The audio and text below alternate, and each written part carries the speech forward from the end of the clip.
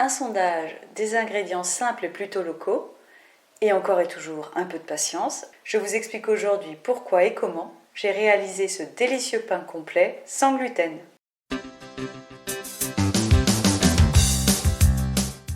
Bonjour, j'ai lancé il y a quelque temps un sondage auprès de ma communauté YouTube pour savoir quel est votre type de pain préféré. Et le pain sans gluten est arrivé en première place avec 33% des votes, devant le pain complet.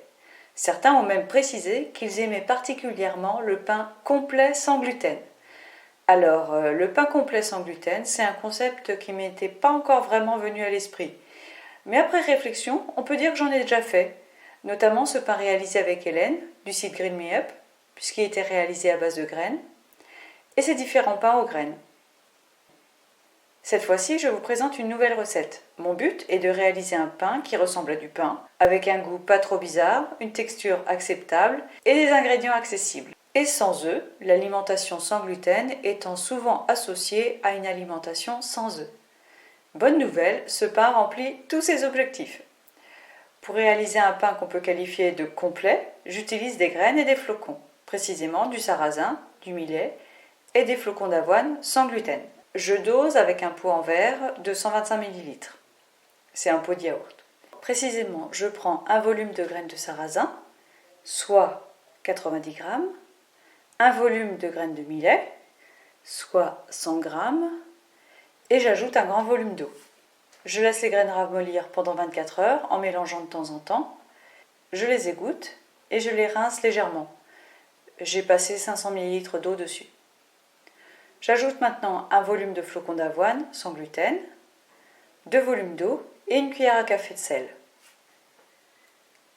Je mixe le tout. J'ajoute une cuillère à café de levure de boulanger sèche. D'ailleurs, je testerai bientôt une version à l'eau de levure et je vous tiendrai évidemment au courant du résultat. Je mets aussi des graines, à savoir 2 cuillères à soupe de graines de tournesol et 2 cuillères à soupe de graines de sésame, qui elles viennent de loin malheureusement. J'ajoute un volume de flocons d'avoine et une poignée de raisins secs pour apporter un petit goût sucré et pour aider la levure de boulanger à se développer.